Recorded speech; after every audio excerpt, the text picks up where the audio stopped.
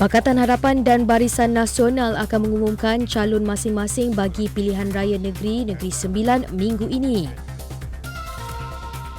Harga beras putih tempatan BPT kekal tanpa sebarang kenaikan, manakala stok penimbal beras negara mencukupi untuk menampung keperluan domestik sehingga 6 bulan.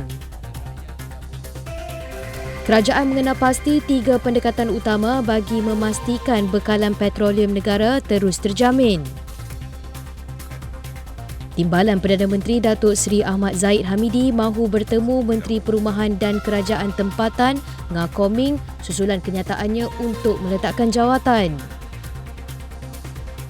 Ahli Parlimen Muar Syed Saddiq Syed Abdul Rahman dibebaskan sepenuhnya daripada sabitan dan hukuman 7 tahun penjara, 2 sebatan dan denda RM10 juta selepas Mahkamah Persekutuan menolak rayuan pendakwaan.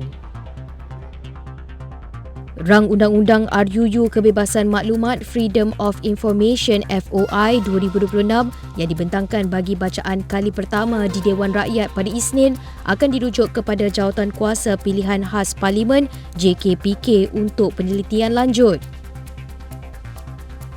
Sultan Selangor Sultan Sharafuddin Idris Shah berkenan merasai pengalaman menaiki perkhidmatan aliran transit ringan 3 LRT 3 dari stesen bandar utama di Petaling Jaya hingga ke stesen Johan Setia di Klang pada Isnin.